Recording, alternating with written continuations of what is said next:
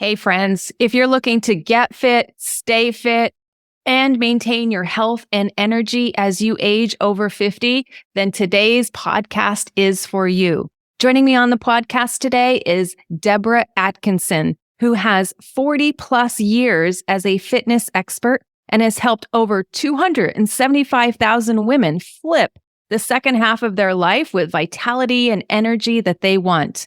She's a best-selling author of You Got It, Girl, the After 50 Fitness Formula for Women. Debra also hosts Flippin' 50 TV and the Flippin' 50 Show, and She Means Fitness Business podcast with over 3.5 million downloads. She's a prior senior lecturer in kinesiology and subject matter expert recognized by the American Council on Exercise, AARP, The Washington Post, Prevention Magazine, and the USA Today, just to name a few. She has a famous TEDx talk that's entitled Everything Women in Menopause Learned About Exercise May Be a Lie. And in today's podcast episode, we are dipping into some of those lies and misconceptions that you may have when it comes to toning up, staying healthy, and getting in shape. So please enjoy my discussion with Deborah Atkinson. Welcome to the Health, Habits, and Epic Living podcast. I'm your host, Dr. Sherry Price. The goal of this podcast is to educate and enable empowered women to take the next step towards achieving their health, wellness, and lifestyle goals. Let's get started. Deborah Atkinson, I'm so excited to have you on the podcast. It is such a pleasure to be with you today. And I really want to start off our conversation talking about those women north of 40, north of 50, who are really struggling to maintain healthy habits, maintain their health. What are some, after working with hundreds of thousands of clients yourself, what are some misconceptions out there and some mistakes people and women, particularly in midlife, find where they're losing their energy and not, it's costing them their energy and it's costing them their health? Yeah, such a great question. And if we can really go back to the foundation of that question, I want to challenge that thought for a lot of people listening. First of all, don't cut yourself short in that you have no motivation. You can't stick with it. You don't have discipline. I hear that so often. I think our real challenge is, first of all, knowing what are the right habits right now. Because what I learned in my young adult life is still in here. We still have that because it was anchored at a time when this was what we thought. We believed it for so long. And we had a different set of hormones then than we do now. Science has progressed. And so we know more than we did. So I think there's a lot swarming around, and then there's the conflicting advice on anything online. Once online, lives online. So there's old information there. So even if you go there looking for the most current, you may not be finding that. I think we all have to address AI as well. We have a chat bot we started using on our site, and we love it. And then I hate it. I'm like, guys, this is outdated. It's sweeping my site, but it's getting wrong information. We haven't done that for 2 years. So AI is not perfect. And if you're resorting to some of those things, it's no wonder, that we struggle to change habits first of all, and most because I don't think we're sure what they are. Yeah, that's great, because we can also become, I find, information overloaded and just feeling overwhelmed. Well, this site says this and this says this, and I should start here. But wait, this person's doing and saying this. And, all of that can feel heavy, weigh us down, and prevent us from taking action. So speaking of taking action, what are some action steps you recommend women around 50 or midlife start taking to really invest in their energy, their bone health, their mental health, their brain health, all of that? Well, there's lots of actions we could start with. I think the very first one is a bit of inaction, and it's take inventory. Where are you now? What would you really like to change? And then in another column on that paper where you're doing this in your imaginary head or you're doing it for real, what are you willing to change? Because I think, we could give you a great list of things, but if you're not willing to, give up certain habits, if I said, coffee's not really great, it's going to spike your blood sugar, it's the caffeine, it's not what you put in it, or alcohol is probably going to contribute to belly fat. If you're not willing to give up, your wine or your coffee, and we could be talking about 25 other things. But if you're not willing to give those up, I think you really have to first take a good look at that and say, within this realistic realm, here's what I'm willing to do. And then start there with what I want. But we need to know hard numbers and soft numbers, both. So I'd love to, if I'm going to help somebody and they're starting to say, what can I do? I first have to know, what are you doing? Like, what are you doing that's not working? Because we need to start there, not just say, here's the ideal, because it may not be true. And what else is true for you? So I love to know questions like, yes, your weight, your body composition, that's your percent body fat. Please don't confuse that with BMI. Not the same, not as valuable. BMI doesn't tell you the whole story. I like to know, if we can, skeletal muscle mass. What is it now? And never, ever in the future do I ever want you to lose that. If anything, we're going to gain it. And then lots of subjective things like, what's your level of sleep? Are you getting to sleep, staying asleep? Are you digesting, eliminating well? And oddly enough, for a strength and conditioning coach, for a medical exercise specialist who specializes in menopause fitness, these are questions that clue me in a lot about how I would start an exercise prescription for you based on, okay, have you been exercising and is that working or not working? But we decide sometimes the exercise needs to help you sleep, or the exercise needs to help you do something else. And we can't just start and think performance and exercise in a silo. Yeah. And when you speak to exercise, I'm speaking from what I struggle with. And then I know other listeners of mine struggle as well. It's this love-hate relationship that I've had with exercise, still working on helping my brain come along to loving it more than hating it. But it just feels, for so long, it was like, I should do this. It's recommended to get, the 150 minutes of moderate intensity exercise per week. So do you have some strategies that you use when people are coming at it from the should perspective, or this mandate that they give themselves when it comes to getting in exercise? Well, I think we all need to come back to a lot of reasons why we're motivated for anything is, what's the why behind that? And, the most important of those is a cry why. So we keep asking an irritating question. What's important about that? What's important about that? Because it's not just my why is because I want to lose weight. Why is that important?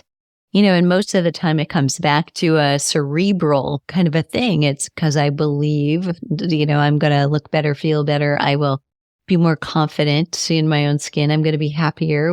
We have things associated with it.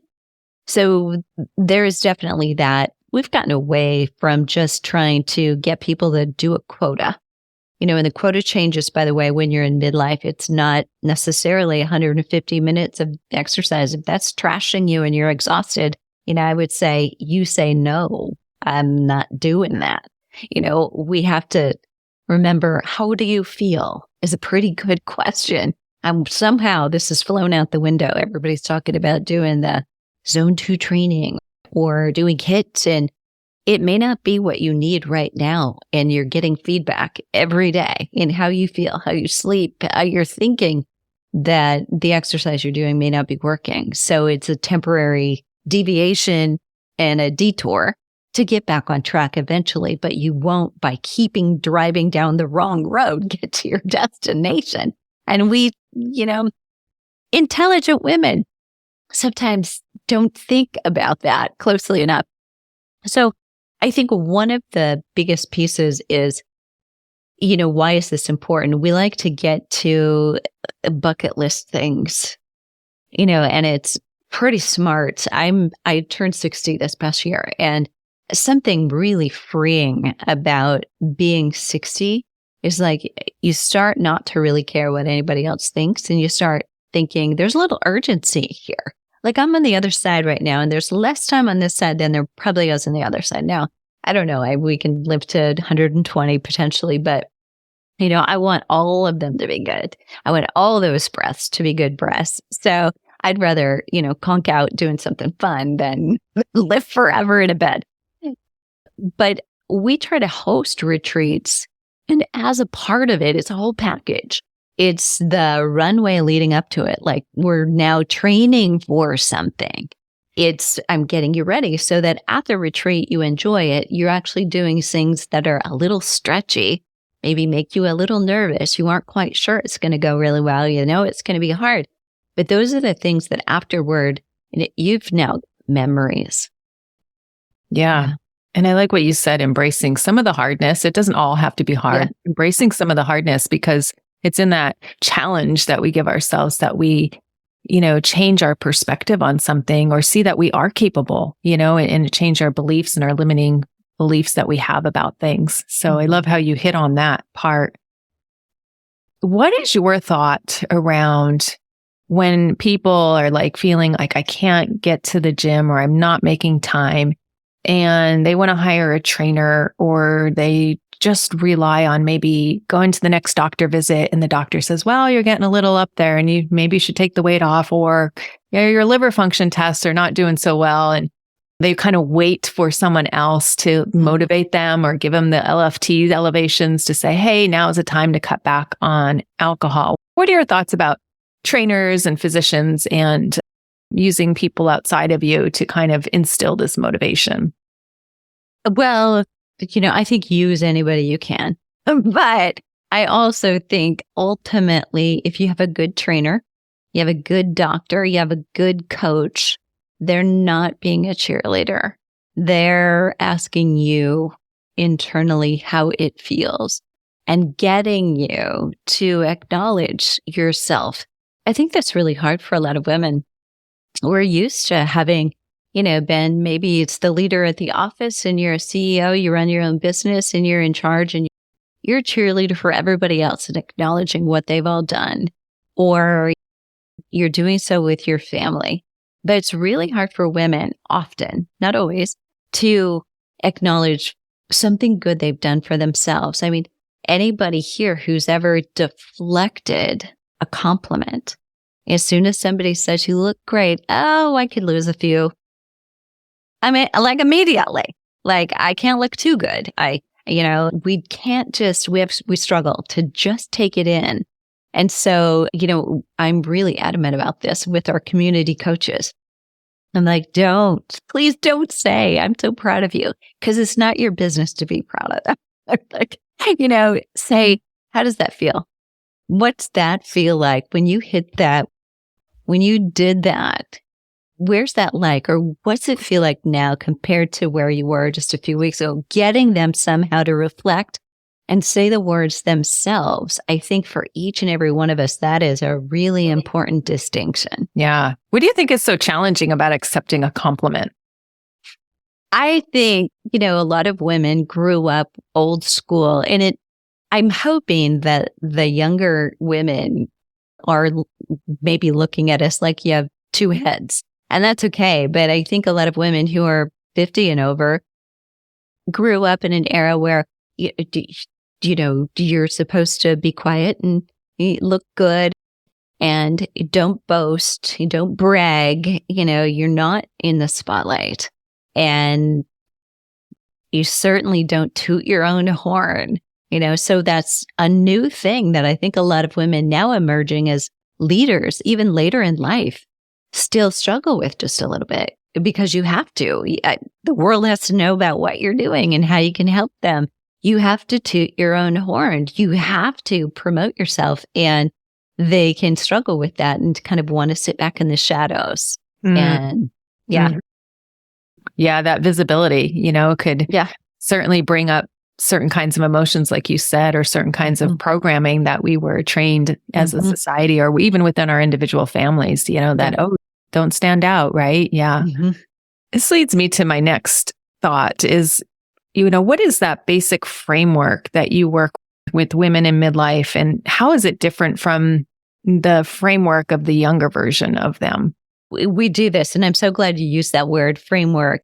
It's like a framework, a blueprint, because we all have to start somewhere, and the best start is, like I would say, Sherry, what are you doing now? If you want to change, you feel like it's not working, in the last 3 weeks, what's been your average? What's a week of exercise look like? That's the best place.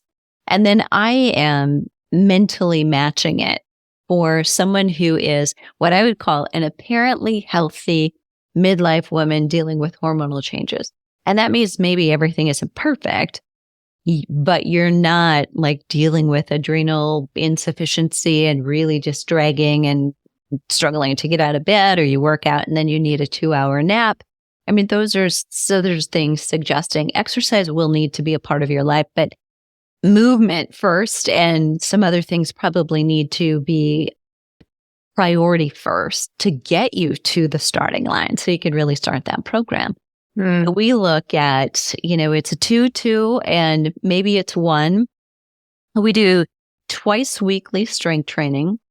We do twice potentially HIIT, and that's one that we peel that off the top if somebody's not quite ready for it. And we're walking every day. So we've got everyday movement. And once that's there, that's twice weekly strength training. It's twice weekly HIIT. And for those junkies who really love endurance exercise, and I'm once a week, go for a long hike, do something long, whatever that is. For some, it's biking, hiking, but love that. I want that fix of how I used to go forever when I was 30, So that's kind of the framework. And here's how it's different than quotas. So, if you think about this, I'm sure you were taught this in health studies at one point, 20 to 60 minutes at least, 3 to 5 times a week of cardio, 2 to 3 times a week of strength training for major muscle groups. So that's not such a deviation from that. Mobility every day. We don't want to deviate from that either. But there are also some other things. So within that resistance training or cardio, the HIIT was never there. We told you, and I'm sorry and I'm apologizing right now to everybody. We told you to be in that middle zone, that target heart rate zone, which we actually know now is where cortisol accumulates. And you don't get that coincidental, it's going to come down after you exercise. After 45 to 60 minutes is kind of the line, but if you're brand new to exercise, it could happen sooner. Cortisol continues to go up and you're not allowing it to come down. Cortisol should be like boom and then release, boom and release. It's like have to give a speech at work. Speech is over. Have to, dash and catch my plane. Caught it. I'm done. Or didn't catch it, but still done. So stressors are meant to be like that. And now we're constantly connected. We have this chronic cloud of stress anyway. And we're in midlife. We have stress of hormonal chaos. That exercise is the one stressor that we can manipulate. It should roll up and down compared to these other stressors in my life. So if you happen to be caregiving for an older parent, you're, traveling a ton for work, it may be the time to actually bring that exercise down a notch. And that will help you be in the best shape.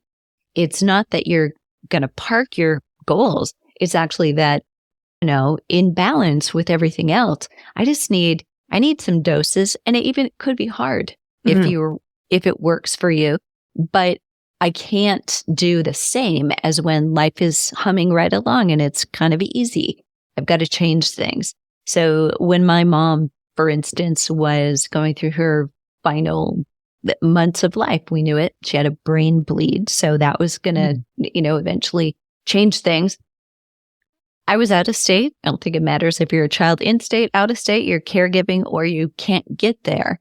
It was a tense time. And what I found, ironically, is that I could do HIIT. And so I actually was able to do that more frequently. But that 20 minutes of, including the warm up and the cool down of just like purging some of that adrenaline, it took that for me to actually be able to focus and get through the day. Mm. And I couldn't go for long walks, and someone else maybe the opposite. Mm-hmm. And so we have to test this for ourselves just a little bit and know, what it is. But you've got to be willing to pivot and just use the feedback and the data. Your body's giving it to you every day, all day, and what we have to remember is exercise was never meant to be punishment. It was never meant to make you feel miserable, exhausted, too tired, too sore to do life. It's supposed to make life easier, even the day you do it. You're not supposed to not be able to go up and down stairs. That's just a sign. It's too much. It's ridiculous. And we forget that too. Oh, this is a positive thing. It's supposed to be positive. And so it's just, that's your clue right there. It's not working. I think we have to be in the sweet spot. And often that means maybe some of you listening are not working hard enough. And others of you may actually be working too hard. I work with a lot of women who are in that too hard range. And they know at this point, many women have been in a part of our community and they're like, I love this. And if I'm not where I want to be, I know I'm part of the problem because I keep doing a little more than I should. And at least, that awareness is really important. Mm-hmm. Yeah. The too intense, right? Always more is better. Not as much the intensity, unless we're talking intensity that comes from volume. We've mistakenly interpreted volume, which over 40, we need more volume. Over 50, we need more volume, but the volume should come from intense work, not volumes of it. Like another day a week and also 45 more minutes, and what do we tend to do? At least in America, we'll do both, like another day a week and 45 more minutes, and we just go overboard thinking, defaulting, maybe not thinking. Thinking isn't probably the best word. We're defaulting to that limiting belief that's probably still there about it. If I burn more calories, I will win. Yeah. Mm-hmm. So just re-summarizing what you've said there is the 2 days a week of resistance training. Are you doing upper body and lower body on both of those days? Great question. Yeah, I'm a big fan of total body. And again, that differs from a lot of people in that, I'm a believer that, first of all, the literature is there.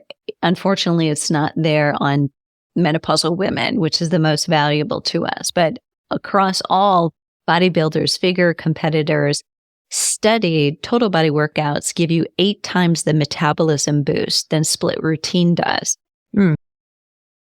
And somebody who's doing math out there as a CPA is going to say, but if I do the upper body and then I do the lower body, I'm getting total body if I split them up in different days. But this is where 1 and 1 doesn't make the same 2. So if I give you a big bolus on a couple days, we've really gone up. But if you have a little bolus, you haven't gotten over the hill. You haven't stimulated that metabolism enough. But what you may have done is really put a dent in your endocrine system. Your adrenals and your cortisol had to pick that slack up because you were going to go working hard again.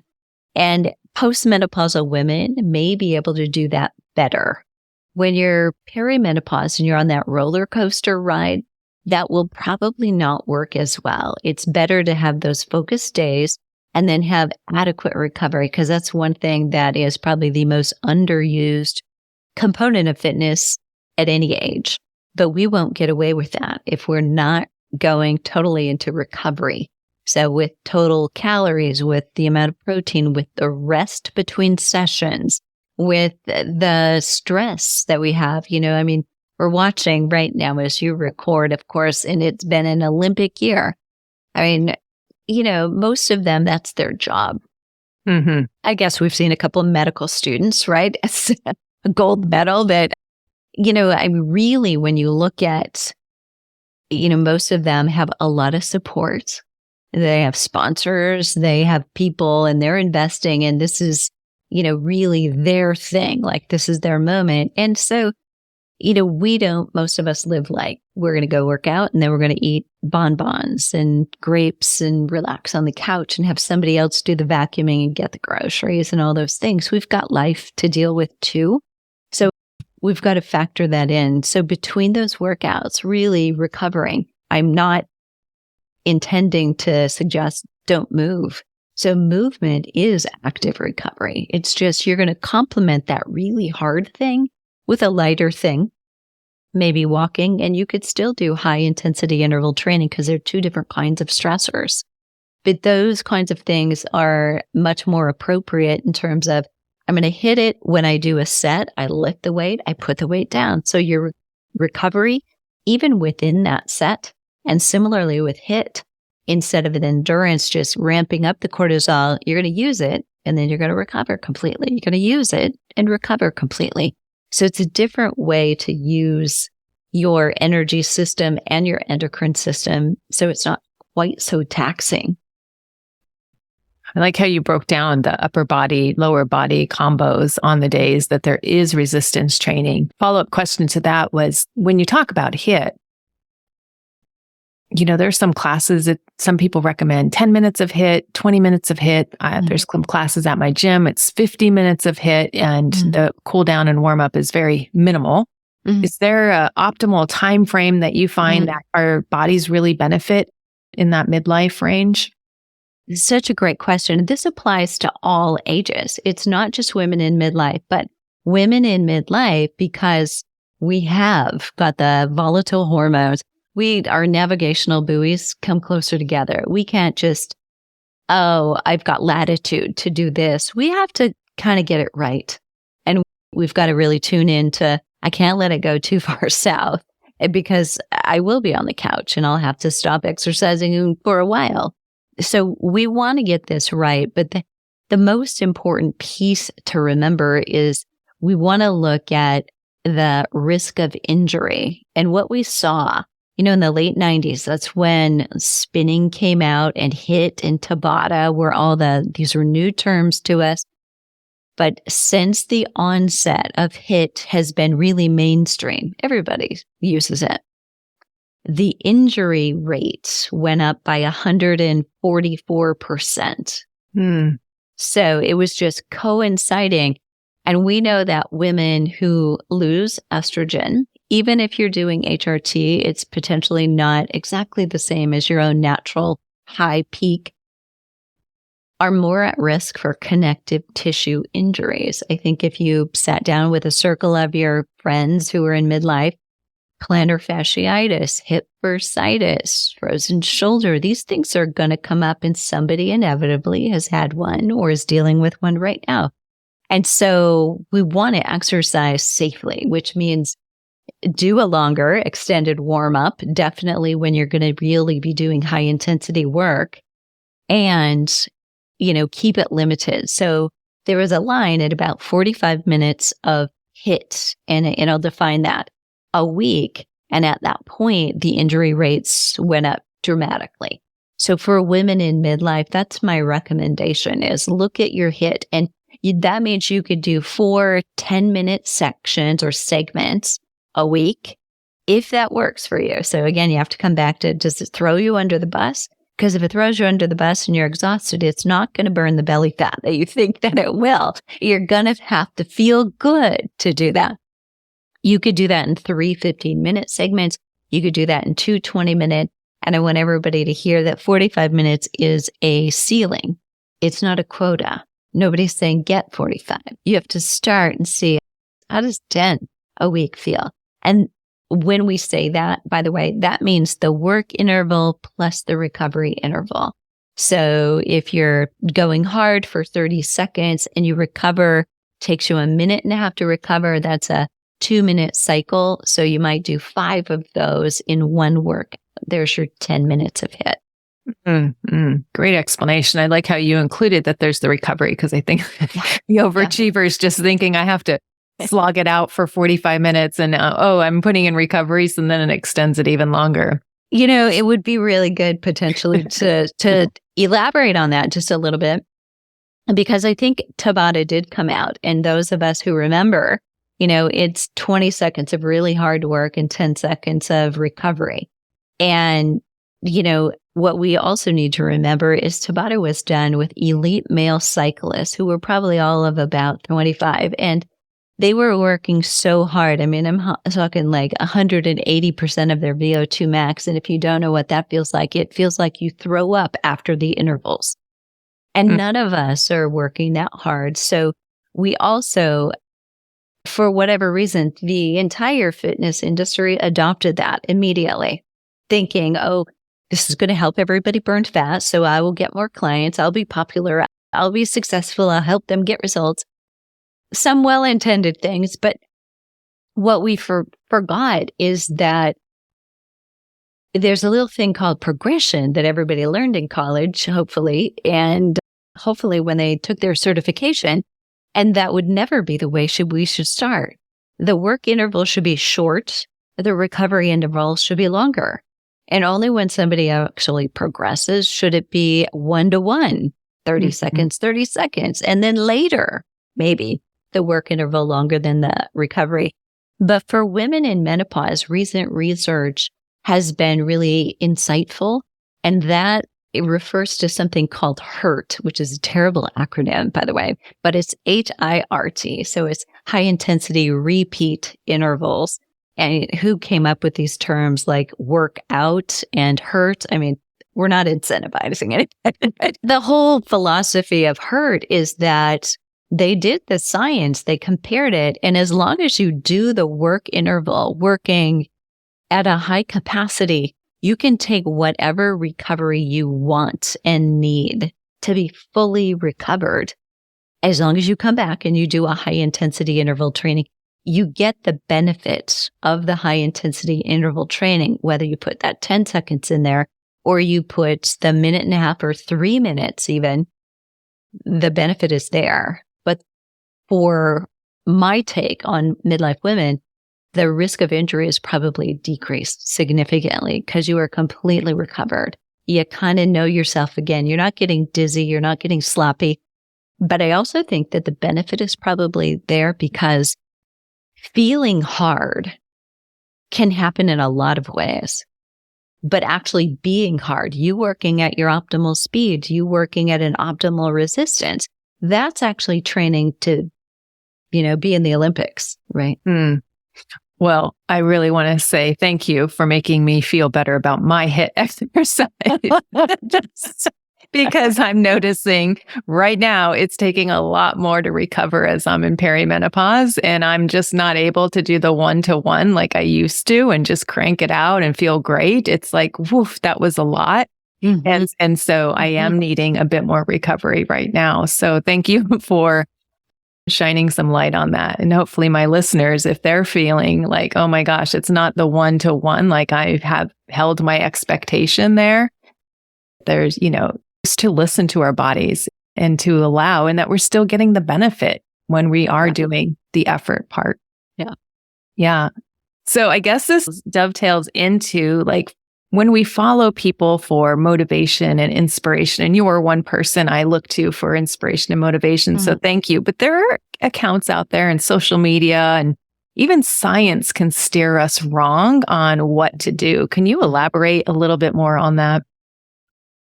Well, and I think science is such a broad term. And if I point at anybody, I'm pointing at myself, because if you go look at my Instagram profile right now, you're going to read, I think it's science-backed programming. And right now, that's a dangerous term because anybody can use it and it doesn't mean anything. I'm preparing for a lot of different audience members. So our Flipping 50 Menopause Fitness specialists are asking for this. How do I know that a piece of research is credible, that I should listen to it? What should I be looking for? And what's a good study? What's not a great study? What has the most value? But I think the biggest thing any of us has to ask is, was that done on women just like me? So in the Tabata example, for instance, everybody went crazy with that. And that was based on young athletic males. And so until we had the research to know, it does, and I can tell everybody right now that wasn't wrong, but we didn't have the science to show that, but everybody jumped in right away anyway. It does help with visceral belly fat. And yet for you, the way it's feeling in perimenopause, walking and weight training may be your best ticket if afterward you're not feeling like you're totally recovered and you feel good the rest of the time. That's a good indicator. But I think you've got to be saying, is that based on females just like me? Was it a study that was in a peer-reviewed journal? And here's the thing, if you're going online and you're looking at PubMed, they're not all peer-reviewed journals. So that means reviewed by a board of experts on the subject. Now, yes, somebody appointed those experts. Hopefully somebody is credible, whoever somebody is. But in general, if you're going to, have to pass the mustard, and get in, that's what you're looking for. And you're looking for a large study or at least a minimum of 3 studies that did the same or very similar situation and got the same results. So, a very small study or cohort of just a few people, it's information, but it's not necessarily research based. So the other thing is lead on yourself. You are a body of data. You've collected your whole life. So trust that, whether you're talking about going to a doctor visit or how you feel when you're exercising. And, if right now the looming, this is what you should do lists just feel like too much, starting with walking, and never ever underestimate the power of walking and strength training. And I think that N of 1, listening to yourself. And, I'm just noticing how I changed through the years and through the decades and how I need to pivot in order to make exercise work for me. I mean, one of those HIIT sessions, I needed an hour to 2 hour nap after. One of the times it was an hour, the next time it was an hour and 45. I'm like, wow, this must be really draining to me. I don't know if I should be continuing to do this because it did wipe me out. So, like you said, giving yourself that N of 1, learning about yourself, what's working for you, and then navigating and pivoting. And one thing I've been looking a lot more, incorporating and finding it to be successful is this term exercise snacks that I learned. And, just cranking out a few exercise snacks throughout the day because I could time-wise fit them in. Secondarily, I don't feel wiped out after doing them. It gets my heart rate up and I feel good. Any comments about exercise snacking for midlife women? I love them. Yeah, I'm so glad you brought that up in so many ways. First of all, breaking up sedentary time, we all know is going to help control blood sugar levels, whether that's due to food and or spike after meals, or it's just the stress and the conversations and taking you away from that. We're actually in the midst of creating a 10-minute series. So they're a little bit longer. And yet, even within that, this is for the days between your strength training workout and, you're walking, but you want to do something.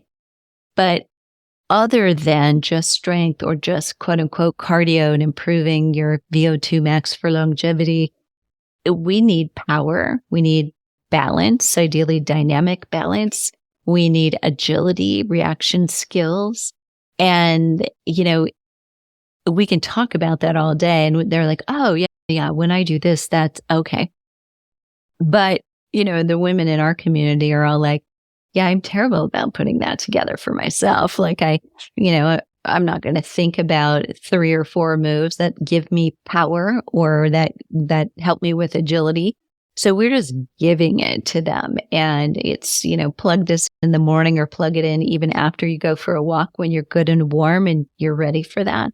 So now we've done some ground force reaction for my bones today, even though it's not a strength day. So it's finding, ways to challenge. And when you're doing those, you're also challenging your brain. I think that's part of the reason why you and I, if you take a break like that, we feel so good. It's great for your brain to be stimulated in that way. And then my hips start to hurt, podcasting and sitting at a desk all day and, all of that. It's like my body is like kind of telling me, let's move and let's not just walk, but I want some a little bit more than that. So just, jumping jacks or some air squats or even lunges I do with weights. That just feels good for a couple of minutes. Yeah. Super smart. So let's talk about the elephant in the room. When we're talking about weight loss, the big thing out there, the big news that everybody's talking about are these GLP-1 agonists. How do you feel about them? Are they a yes or a no for you? Yes, right. So I think there's appropriate time for them for sure. If someone has made all the lifestyle changes, all the behavior changes, and still is not seeing results. And I want to clarify, because I think for a woman in midlife, we started talking about this, that what you thought or learned in your 20s is likely no longer the thing that you need to be doing right now. It's changed dramatically based on science. We wouldn't even tell a 20-year-old potentially to do those things again.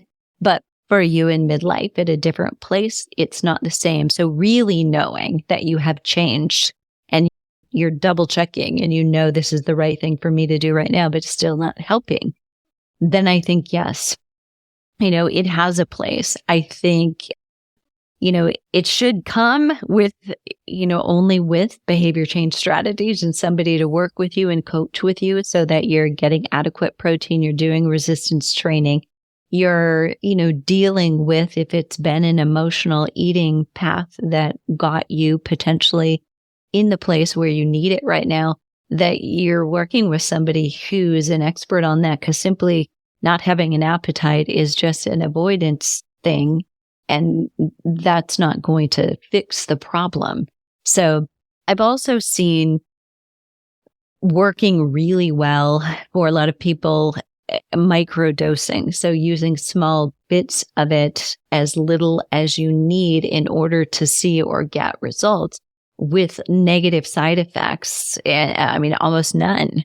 And I think that's a huge difference. But people, I think, are looking at it in two different ways. One, short game, I want to lose this weight.